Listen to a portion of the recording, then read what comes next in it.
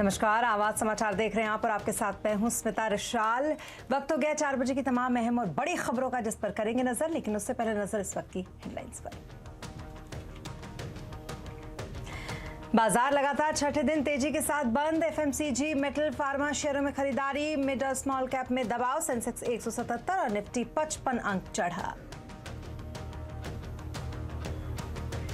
गुजरात में पहले चरण के चुनाव प्रचार के आखिरी दिन आज बीजेपी का धुआंधार अभियान। बीजेपी अध्यक्ष जेपी नड्डा, गृह मंत्री अमित शाह और योगी आदित्यनाथ की ताबड़तोड़ रैलियां।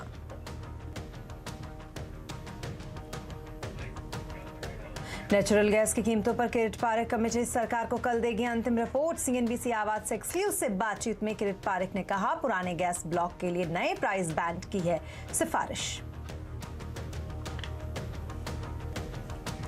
सरकारी कंपनियों को निजी म्यूचुअल फंड में निवेश की मिल सकती है छूट। UTI, AMC, AMFI, Axis bank, ICICI bank ने की थी गाइडलाइंस में बदलाव की मांग। सीएनबीसी आवाज एक्सक्लूसिव। और खबरों की शुरुआत मार्केट से। बाजार लगातार छठे दिन भी तेजी के साथ बंद हुआ। हफ्ते के दूसरे दिन सेंसेक्स, निफ्टी रिकॉर्ड ऊंचाई पर बंद हुए। आज सेंसेक्स 177 पॉइंट चढ़कर 62,682 पर और निफ्टी 55 पॉइंट चढ़कर 18,618 पर बंद हुआ। मार्केट का हाल समझते हैं सुमित से। सुमित, बताएं आज किन किन सेक्टर्स में एक्शन और किन सेक्टर्स में सुस्ती देखने को मिली? देखिए, आज मार्केट के लिए सबसे पहले तो जो मूव था उसमें इंडेक्स फ्रंट पर तो आपको अच्छी तेजी दिखाई पड़ेगी, लेकिन हाँ, सेक्टर स्पेसिफिक आज एफएमसीजी ही लीड करता हुआ दिखाई पड़ रहा था। बेसिकली आज मिड कैप, स्मॉल कैप थोड़ा बैकफुट पर आया, लेकिन फ्रंट लाइन इंडेक्स में तेजी का रुख बना रहा और वो तेजी का रुख इंडेक्स को नए ऑल टाइम हाइज की तरफ लेकर गया। सेंसेक्स, निफ्टी रिकॉर्ड ऊंचाई पर बंद। बैंक निफ्टी लास्ट आवर में थोड़ा सा बैकफुट पर गए। आईटी में थोड़ी बहुत खरीदारी थी। एफएमसीजी आज जोरदार तेजी के साथ कामकाज कर रहा था, लेकिन आज मिड कैप, स्मॉल कैप के अंदर थोड़ी सी तेजी फिजल आउट होते हुए दिखाई पड़ी। स्टॉक स्पेसिफिक अप्रोच थी मार्केट्स के अंदर, लेकिन एक और दिन जबकि इंडेक्स अपने रिकॉर्ड स्तरों पर जाकर बंद होता हुआ दिखाई पड़ा। जी, इसके अलावा हमेशा की तरह आपसे सेक्टर्स भी समझना चाहेंगे, किन सेक्टर्स में तेजी सुमित और कहां पर थोड़ी सुस्ती दिखाई दी? देखिए, पहले तो निफ्टी के टॉप गेनर्स आपकी स्क्रीन पर आते हुए दिखाई पड़े। किस तरह का मूव था आज निफ्टी के टॉप गेनर्स में शुमार था एचयूएल। शानदार तेजी वहां पर देखने को मिली। 4.5% का उछाल। जेएसडब्ल्यू स्टील 2.5% ऊपर, सिप्ला 2% ऊपर और हीरो मोटोकॉर्प करीब 1.5% की तेजी यहां बनते हुए दिखाई पड़ी।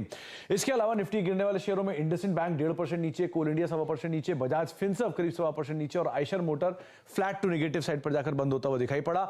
मिड कैप में भी आज एफएमसीजी का बोलबाला था। इमामी 6% ऊपर, आदित्य बिरला कैपिटल लगातार दूसरा दिन 5% की तेजी। डिलीवरी एक बढ़िया ब्लॉक डील के बाद 4% ऊपर और बैंक ऑफ इंडिया करीब 3% का मूव यहां पर आता हुआ दिखाई पड़ा। मिड कैप के गिरने वाले शेयरों में लॉरस लैब, एक नेगेटिव न्यूज फ्लो या फिर रिपोर्ट का इंपैक्ट। इंडियन होटल करीब 3% नीचे, वरुण बेवरेजेस 3% नीचे और एबीबी इंडिया करीब 3% के आसपास की बिकवाली यहां आते हुए दिखाई पड़ी। फार्मा में आज चल रहा था gland pharma, positive news flow का इंपैक्ट 8% ऊपर। लुपिन पॉजिटिव न्यूज फ्लो का इंपैक्ट 2.5% ऊपर। सन फार्मा 1.5% ऊपर और फाइजर करीब 1.5% के आसपास की तेजी यहां आते हुए दिखाई पड़ी। इसके अलावा कुछ और स्टॉक्स की अगर बात की जाए तो आज एक अच्छा मूव था पूरे एफएमसीजी पैक के अंदर, जिसमें डाबर, ब्रिटानिया, एचयूएल, इमामी, ये कुछ ऐसे नाम थे जो कि जोरदार तेजी के साथ कामकाज करते हुए दिखाई पड़ रहे थे। जी, बहुत शुक्रिया तमाम डिटेल्स के लिए आपका सुमित। और अब बैंकिंग सेक्टर्स की बात, जिसमें निवेश के लिए बेहतर हैं आसार, ऐसा कहना है ग्लोबल फर्स्ट की एमडी और चेयरपर्सन देवीना मेहरा का। ऑटो कंपोनेंट सेक्टर में जुड़ी कंपनियों में निवेश रहेगा फायदेमंद। सीएनबीसी आवाज से खास बातचीत में बोली देवीना मेहरा।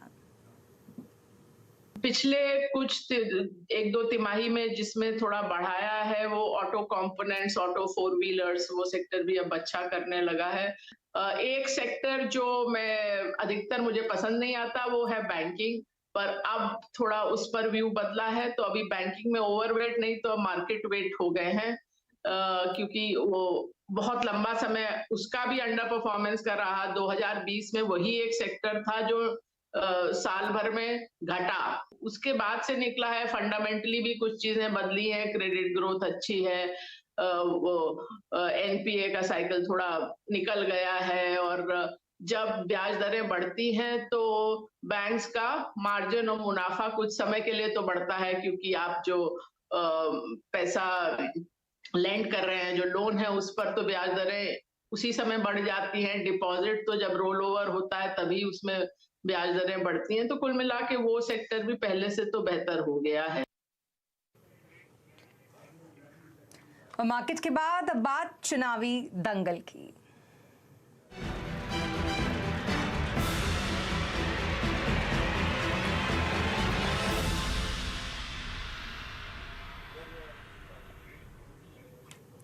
आज गुजरात में पहले चरण के मतदान के लिए चुनाव प्रचार का आखिरी दिन है। 1 दिसंबर को गुजरात की 89 सीटों पर मतदान होना है। इन सीटों पर आज शाम 5 बजे से चुनाव प्रचार थम जाएगा। उम्मीदवार सिर्फ लोगों के घर जाकर प्रचार कर पाएंगे। इससे पहले राजनीतिक पार्टियों ने ताबड़तोड़ रैलियां की। ज्यादा अपडेट के लिए हमारे साथ जुड़ रहे हैं हमारे संवाददाता केतन जोशी। केतन, पहले चरण के मतदान से पहले कैसा चुनाव प्रचार चल रहा है, क्या अपडेट है इस वक्त आपके पास? देखिए, पहले चरण की 89 बैठक पर जो मतदान होना है 1 दिसंबर को, वो बेसिकली सौराष्ट्र, कच्छ और दक्षिण गुजरात में होगा। तो 89 सीट पर बहुत बड़ा जंग चल रहा है। खासकर अगर हम सौराष्ट्र कच्छ की बात करें तो उनकी 54 सीटें हैं और 2017 में 54 में से भारतीय जनता पार्टी को 23 और कांग्रेस को 30 सीटें मिल गई थी और उस समय पाटीदार आंदोलन जोरों पर था, इसलिए उनका सीधा फायदा है वो कांग्रेस को मिला था। लेकिन इस बार है वो कोई कसर नहीं छोड़ना चाहती है। बीजेपी ज़्यादा से ज़्यादा सीटें लेना चाहती है क्योंकि 23 सीटें कम है। उस समय 30 सीट कांग्रेस ने हथिया ली थी। लेकिन इस बार है वो आम आदमी पार्टी का भी फैक्टर है। अगर हम अमरेली जिले की बात करें जो कि सौराष्ट्र रीजन में आया है, वहाँ आम आदमी पार्टी है वो काफ़ी फोकस कर रही है। इसीलिए प्रधानमंत्री ने कल अपनी 4 रैलियां है वो सौराष्ट्र रीजन में की थी, क्योंकि अगर सीटें वहां कम होती है तो बीजेपी के लिए मुश्किल बन रहा है। और पहले ही चरण में दूसरा जो वोटिंग है वो दक्षिण गुजरात में भी होने वाला है। दक्षिण गुजरात में बीजेपी की स्थिति 2017 में अच्छी थी, वहां कुल 35 सीटें हैं। 35 सीट में से 25 सीट है वो बीजेपी ने जीत ली थी और 10 सीटें जो आदिवासी इलाका है वहाँ कांग्रेस ने हथिया ली थी। और इसी बार राहुल गांधी एक ही बार गुजरात में आए हैं तो वहाँ दक्षिण गुजरात में आदिवासी समुदाय जहाँ रहता है वहाँ पर उन्होंने जंगी रैलियाँ की थी। और एक महत्वपूर्ण चीज़ ये है कि सूरत के अंदर आम आदमी पार्टी है वो लगातार अपना फोकस कर रही है। कल भी अरविंद केजरीवाल थे। अब तक अरविंद केजरीवाल कुल 10 बार है वो सूरत आ चुके हैं और सूरत की शहर की हम बात करें तो कुल 12 सीटें हैं और 12 की 12 सीटें 2017 में बीजेपी ने जीत ली थी। तो उनमें से सेंध मारने की कोशिश है वो आम आदमी पार्टी कर रही है। और अगर अर्बन वोट खिसकता है, मतलब बीजेपी से छोड़कर अगर कांग्रेस और आम आदमी में जाता है तो बीजेपी के लिए ये एक बहुत बड़ी चिंता की विषय हो सकता है। इसीलिए कोई कसर नहीं छोड़ना चाहते। और आज बीजेपी के जो भाजपा के अध्यक्ष है CR पाटिल, वो ताबड़तोड़ गए थे सौराष्ट्र में और कुछ मीटिंग भी वहाँ की।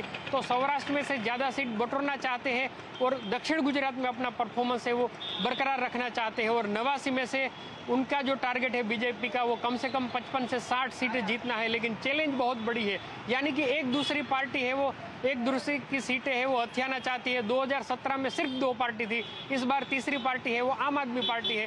वो भी अगर वोट में सेंध मारेगी तो डेफिनेटली ये जो चुनाव है वो काफ़ी महत्वपूर्ण हो जाएगा। और अगले 55 मिनट के बाद है वो प्रचार पहले चरण में जहां जहां चुनाव है वो बंद हो जाएगा। जी, बहुत शुक्रिया तमाम अपडेट और साथ ही पूरे डिटेल्स के लिए आपका केतन। तो कुल मिलाकर पहले चरण के लिए आज शाम 5 बजे से जो प्रचार है वो थम जाएगा। लेकिन पहले चरण के मतदान से पहले गुजरात में बीजेपी और कांग्रेस में घमासान हो गया है। कांग्रेस अध्यक्ष मल्लिकार्जुन खड़गे ने प्रधानमंत्री नरेंद्र मोदी को लेकर आपत्तिजनक बयान दिया। उन्होंने एक रैली को संबोधित करते हुए पीएम मोदी की तुलना रावण से की।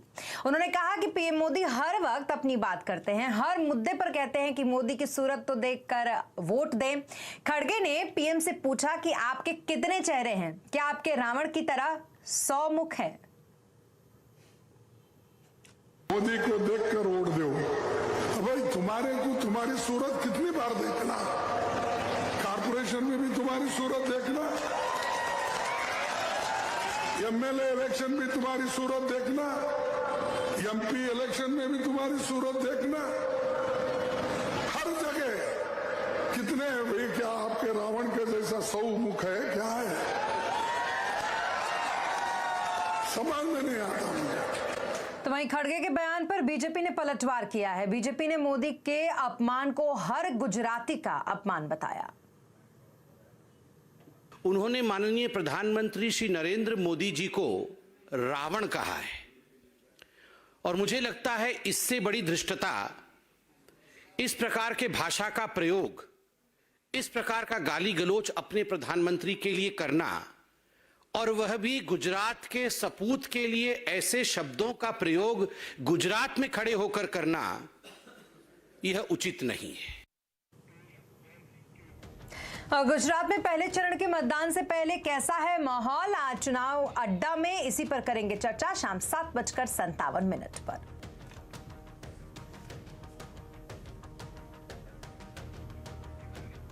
और अब बात करेंगे किरीट पारिक कमेटी की, जिसने गैस प्राइसिंग पर अपनी रिपोर्ट को अंतिम रूप दे दिया है। क्या कहा गया है रिपोर्ट में, इस पर हमारे संवाददाता आलोक प्रियदर्शी ने बात की कमेटी के अध्यक्ष किरीट पारिक से। आइए सुनते हैं।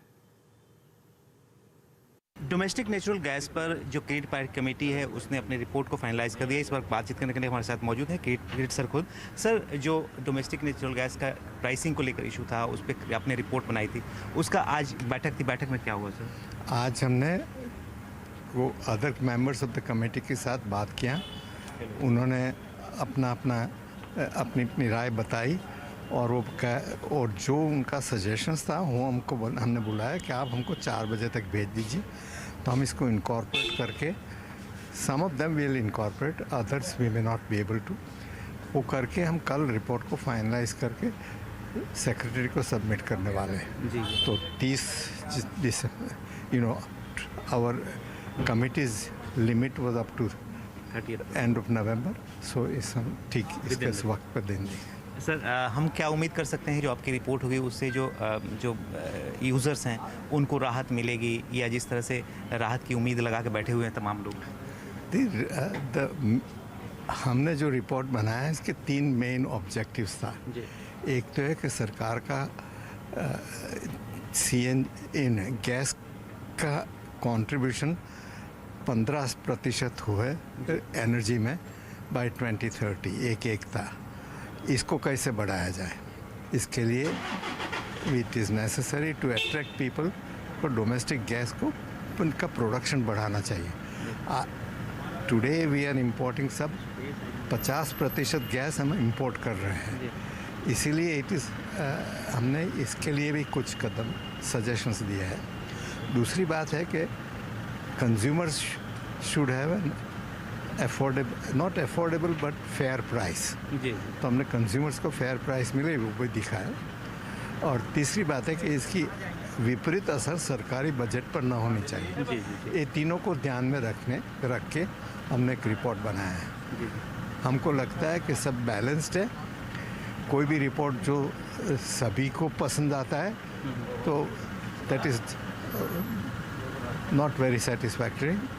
If everybody comments on it, then you feel that you have got a balanced report. Sir, उसमें जो फ्लोर प्राइस और सीलिंग प्राइस का एक प्रॉब्लम थी सर, वो थोड़ा समझा दीजिए सर। सीलिंग प्राइस और फ्लोर प्राइस क्या रखा था आपने?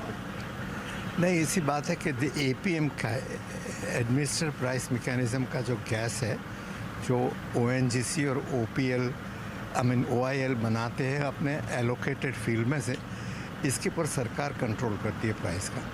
तो हमने कहा कि ये प्राइस कैसे होनी फिक्स करनी चाहिए, इसके लिए हमने एक लोअर प्राइस बताई और एक अपर बताई। लोअर प्राइस तो ये कहती है कि जो सरकार OPM, OIL एंड ONGC का मार्जिनल कॉस्ट ऑफ प्रोडक्शन है वो तो कवर करना चाहिए, इसके लिए एक फ्लोर प्राइस दिया है।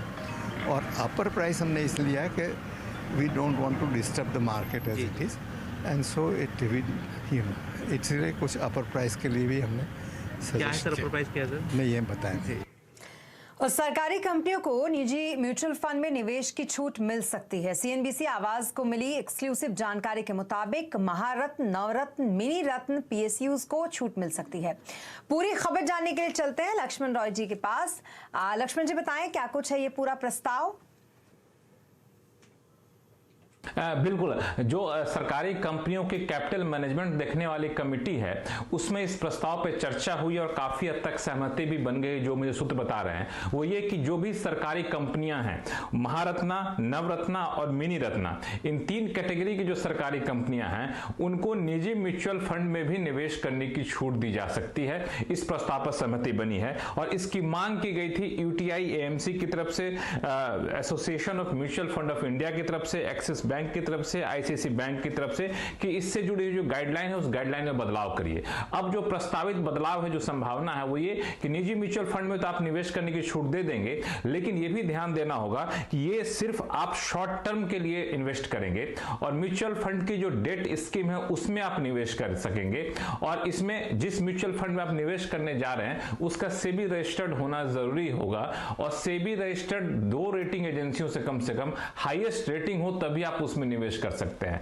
कैश सरप्लस का 30% उसमें आप निवेश कर सकते हैं। तो इन शर्तों के साथ सरकार निजी म्यूचुअल फंड में भी सरकारी कंपनियों को निवेश करने की छूट दे सकती है।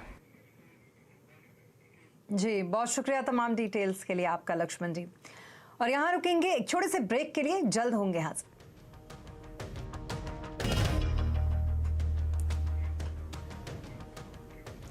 और ब्रेक के बाद एक बार फिर आपका स्वागत है। और अब बात बजट की, जिससे लोगों की उम्मीदें काफी बढ़ गई हैं। पर्सनल इनकम टैक्स हो या फिर कैपिटल गेन्स टैक्स, हर कोई इसमें बदलाव की उम्मीद कर रहा है। इन्हीं मुद्दों पर रेवेन्यू सेक्रेटरी तरुण बजाज से खास बातचीत की हमारे संवाददाता आलोक प्रियदर्शी ने। नमस्कार, इस वक्त सीएनबीसी आवाज़ पर खास बातचीत के लिए मौजूद हैं तरुण बजाज जी, रेवेन्यू सेक्रेटरी। सर, आपका स्वागत है सीएनबीसी आवाज़ पर। सर, सबसे पहला सवाल यही कि पूरे साल आपने जो कैपिटल गेंस की गुत्थी थी, पेचीदगियाँ थी, उसको सुलझाने में लगाया और इस पर काफ़ी मुखर भी रहे। पूरी इंडस्ट्री और पूरा जो मार्केट है वो एक्सपेक्ट कर रहा था कि इस बार कुछ बड़ा देखने को मिलेगा। तो आखिर आपकी जो कोशिश है कैपिटल गेंस की गुत्थी को सुलझाने की, वो कहाँ तक पहुँची है और क्या हम इसे बजट में आता हुआ देख सकेंगे? देखिए, मंजिल तक पहुंचाने का काम अब मेरे जो सक्सेसर हैं उन पर है, तो देखना पड़ेगा कि वो इसको 1 फरवरी को उजागर करते हैं या नहीं करते हैं। लेकिन कैपिटल गेंस पे स्टडी किया गया है और कुछ हमें मीडिया से और बाहर से भी इसके रिस्पॉन्सेज मिले हैं। तो ये देखने की बात है कि इसमें कितना कुछ इसमें पॉलिसी इंटरवेंशन आता है या नहीं आता है, तो ये तो बजट ही बता पाएगा। दूसरा सवाल ये कि सर, जो विंडफॉल गेन टैक्स आप लोगों ने लगाया, उसके बाद से कई बार आप लोगों ने उसको रिव्यू भी किया, कम भी किया, ज़्यादा भी किया। क्या एक्चुअल स्थिति है इस वक्त आज की डेट में? अगर देखें तो क्या विंडफॉल गेन टैक्स जो है उसको हटाया जाना संभव है, और है तो कब तक? मैं आपको बताना चाहूँगा, विंडफॉल टैक्स 2 चीज़ों पर है। एक तो क्रूड पर है कि जो क्रूड, और वो भी जो देश में पैदा होता है, क्योंकि क्रूड का दाम इंटरनेशनल मार्केट में बढ़ गया, पर क्रूड को पैदा करने की कॉस्ट बराबर या उसके आसपास ही रही है। तो जो प्रॉफिट पहले इतना होता था, अब वो इतना प्रॉफिट है, तो इसलिए उसका कैपिटल गेन्स खींचा है। दूसरा है प्रोडक्ट्स पे, जैसे पेट्रोल, डीजल और एटीएफ पे है, तो उनका इंटरनेशनल भाव जो होता है उसके हिसाब से बिकता है, लेकिन उसकी कॉस्ट, उसमें जो क्रैक्स बोलते हैं, वो क्रैक्स काफ़ी बढ़ गए हैं। इसका मतलब है कि प्रॉफिट बढ़ गया है कंपनीज का जी। और ये जो प्रॉफिट बढ़ा, वो इस वजह से नहीं बढ़ा कि कोई इनोवेशन हुई या उन्होंने कोई नया चीज़ उन्होंने किया, बल्कि इसलिए हुआ कि इंटरनेशनल इकोनॉमिक सिचुएशन बदली। तो उसका टैक्स कुछ पोर्शन हम लेने की कोशिश विंडफॉल टैक्स के द्वारा की गई है। अगर विंडफॉल गेन ख़त्म हो जाता है या कम हो जाता है, तो विंडफॉल टैक्स भी ख़त्म हो जाएगा। तो ये बात इस चीज़ से भी नज़र आती है कि हर 2 हफ्ते में हमने इसको कम किया है या ज़्यादा किया है। तो इंटरनेशनल प्राइसेस जैसे जैसे ऊपर गए या नीचे गए, हमने इसको चेंज किया है जी। सबसे जो बजट पे जो नज़र रहती है लोगों की, वो रहती है पर्सनल इनकम टैक्स या जी। पूरे साल आपने भी इस चीज़ को लेकर भी कि एग्जम्पशन फ्री रिजीम होना चाहिए, खासतौर से डायरेक्ट टैक्स के रिजीम में, उसको लेकर काफ़ी आपने कहा और न्यू टैक्स रिजीम देखने को भी हमें मिला। लेकिन अभी आज की डेट में जो न्यू टैक्स रिजीम है, ऐसा जानकारी मिल रही है आपकी, इसको बहुत हाथों हाथ लोग नहीं ले पा रहे हैं इस वक्त। तो क्या इसमें बदलाव करने की ज़रूरत है और क्या 2 टैक्स रिजीम एक साथ कब तक चल सकता है ये? तो आपने अपने सवाल का जवाब भी अपने सवाल में ही ऑलमोस्ट दे दिया है कि अब इस बजट में क्या होता है, ये तो देखने वाली बात है। लेकिन जब तक हम नई रेजीम को ऐसा नहीं बनाएंगे कि लोग, क्योंकि लोग भी क्या देखते हैं, वो देखते हैं कि मैं अगर इस नई रेजीम में टैक्स देता हूँ तो मेरा टैक्स कितना बनता है, पुरानी रेजीम में देता हूँ तो कितना बनता है। जिसमें कम बनेगा उसी में ही वो जाएंगे। तो अगर वो पुरानी में ही जा रहे हैं तो इसका मतलब नई रेजीम में हमें कुछ टिंकरिंग करने की आवश्यकता है। तो वो अगर हम जब भी कर पाएंगे उसको, आई थिंक लोग फिर ऑटोमेटिकली शिफ्ट हो जाएंगे। उसमें एग्जेम्पशंस को ख़त्म करना हो या कम करना हो, ये चर्चा भी की जा सकती है, ताकि लोगों को आसानी भी रहे, रेवेन्यू न्यूट्रल रहे या रेवेन्यू में ज़्यादा ऊपर नीचे ना हो, और सिंप्लीफिकेशन हो, ताकि लोग जो हम डिफरेंट तरीके निकालते हैं अपना टैक्स बचाने के लिए, वो करने की बजाय हम जितना टैक्स हमारा बनता है उतना हम टैक्स दें। देश में पढ़ाई के बारे में खास सीरीज लेकर आए हैं। कल हमने आपको बताया था तैयारी के